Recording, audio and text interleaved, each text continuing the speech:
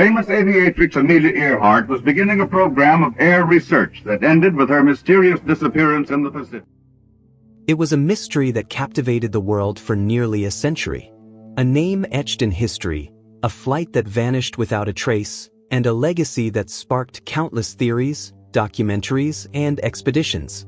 Amelia Earhart, the pioneering aviator who dared to challenge the skies, disappeared over the Pacific Ocean in 1937. Her plane, a Lockheed Model 10 Electra, was never found, or so it seemed. 88 years later, that mystery may finally have been solved. The discovery came not from a Hollywood dramatization or a sensational news leak, but from a meticulously planned and scientifically driven expedition. For decades, researchers, adventurers, and historians pored over clues, old radio transmissions, naval logs, eyewitness accounts, and scattered debris reports. Many believed Earhart's plane had crashed and sunk, while others speculated she had landed on a remote island or been captured. None of it ever led to hard evidence, until now. In 2025, a deep-sea exploration team working with a blend of cutting-edge underwater drones, sonar mapping, and AI-assisted navigation stumbled upon an anomaly buried under silt and coral more than 16,000 feet beneath the ocean surface. It was near Nikumaroro, the island long believed by many to be connected to Earhart's fate. As the remotely operated vehicle moved in closer, shapes began to emerge through the murky water, a twin-engine aircraft frame, remarkably intact, with design signatures matching the exact specifications of Earhart's Electra. The reaction was immediate. The world paused, astonished. Historians began cross-referencing every inch of the footage with original Lockheed schematics. Aviation experts confirmed the unique twin-tail design, the configuration of the engine mounts, the rivet patterns, all matched. But what truly sealed the confirmation was a partial serial number engraved on a landing gear strut, just visible under incrustations. That number corresponded with one of the components installed on Earhart's plane before her final journey. The implications of this find are profound. For over 8 decades, the story of Amelia Earhart had lived in a space between legend and reality. She was more than a pilot. She was a symbol of boldness, independence, and resilience. Her disappearance became one of the most enduring mysteries in modern history. The theories ranged from crash and sink to spy missions, island survival, and even alien abduction. Each theory was fueled by the vacuum of concrete evidence. That vacuum has now been filled. But how did she end up where she did? Why wasn't the wreckage discovered earlier, despite countless expeditions and millions of dollars invested in searches? The answer lies partly in the sheer vastness and complexity of the Pacific Ocean, and partly in the technology that simply wasn't available until recently. Early expeditions lacked precision mapping capabilities. Underwater vehicles were limited in depth and clarity. Even satellite imaging couldn't penetrate the dense ocean layers where her plane finally rested. It was only with the recent advancements in submersible AI, deep-sea LiDAR imaging, and machine learning-enhanced sonar that such a find became possible. The team that made the discovery had spent years developing a search algorithm that cross-referenced tidal patterns, flight path deviations, historical wind data, and drift models. They created a probability map that pointed to a much deeper region than previously explored. It wasn't where traditional models had predicted Earhart would crash, but the data suggested a minor navigational error that pushed her off course by just enough to miss her planned refueling stop at Howland Island and continue drifting until fuel exhaustion led to a soft-water ditching. The condition of the plane supports this theory. The wings are largely intact. The fuselage shows signs of a controlled descent rather than a catastrophic crash.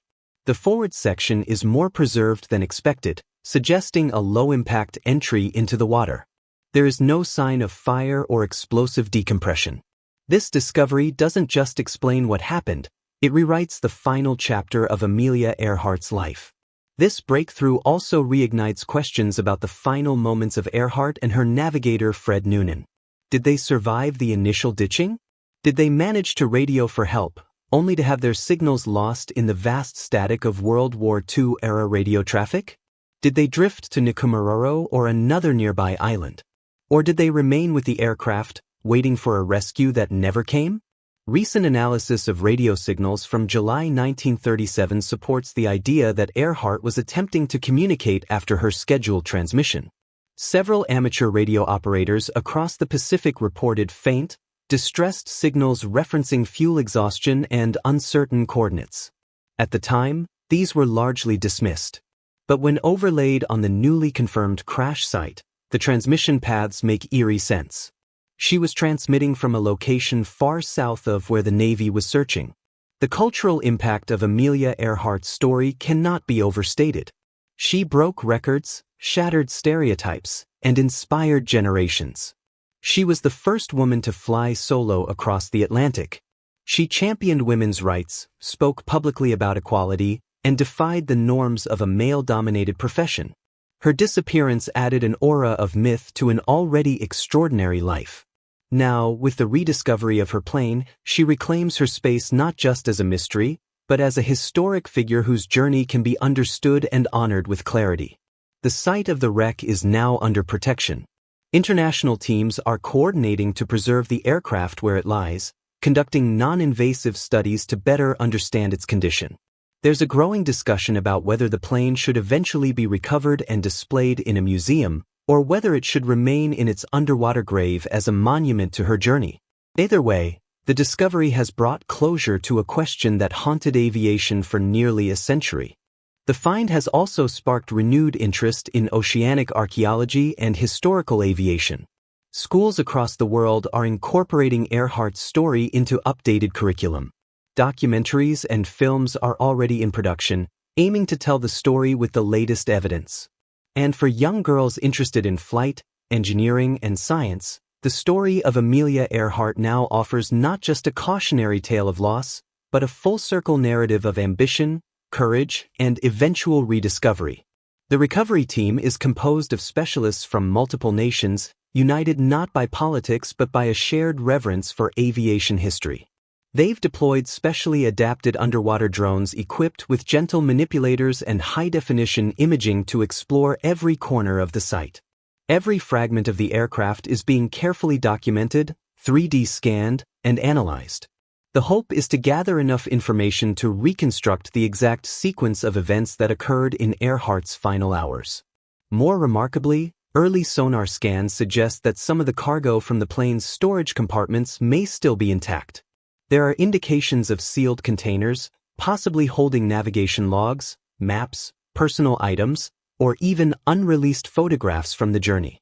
If retrievable, these artifacts could offer an unprecedented glimpse into the mindset of Earhart and Noonan as they attempted to complete one of the most daring flights in history.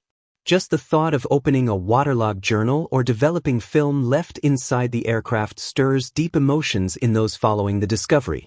Forensic teams are also considering the possibility of human remains, though the likelihood is slim due to the environmental conditions over such a long period. Still, even the smallest organic fragment could help complete the biological story of the two flyers who vanished into the great blue unknown.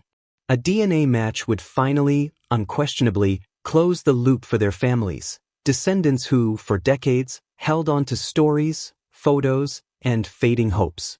Among those emotionally impacted by the discovery are the living relatives of Amelia Earhart. Her great-nieces and nephews have spoken publicly about the news, expressing a mixture of grief, closure, and pride. They describe her as more than a legend. She was a daughter, a sister, a fiercely independent woman who wanted to push boundaries not for glory, but to prove what was possible. For them, this is not just the recovery of a plane, it's the return of a family legacy. This discovery is also a victory for citizen scientists. Over the years, many amateur historians and researchers contributed their time, resources, and theories to the effort. The breakthrough came not from a massive government operation, but from a team that incorporated open-source research, public archival material, and crowdsourced data analysis. It's a testament to what the global community can achieve when information is freely shared and curiosity is allowed to flourish. Of course, not everyone is convinced. As with any historic breakthrough, there are skeptics. Some argue that without bringing the plane to the surface, absolute certainty remains out of reach. Others question the timing, suggesting it's a publicity stunt or an attempt to draw attention to deep-sea exploration funding needs. But the mounting evidence, from serial numbers, structural matches, flight path alignment, to radio transmission correlations, is difficult to dispute. Interestingly, the location of the wreck lends new weight to the long-dismissed Nikomaroro theory.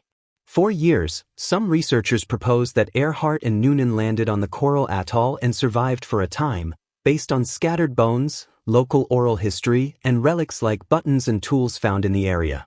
The proximity of the wreck to that island revives those arguments. Could they have ditched near the reef and swam ashore?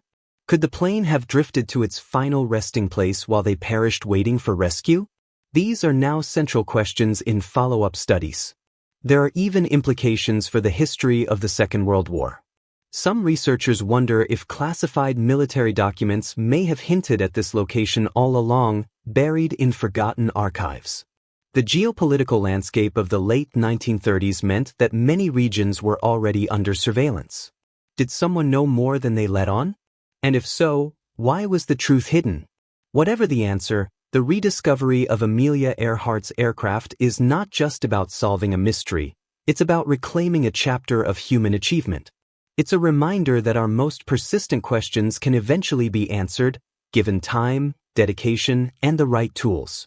It's also a reflection on risk, the kind of risk that drove Earhart to defy the odds, fly into the unknown, and attempt to circumnavigate the globe at a time when global aviation was still in its adolescence. One of the most powerful elements of this discovery is what it says about memory.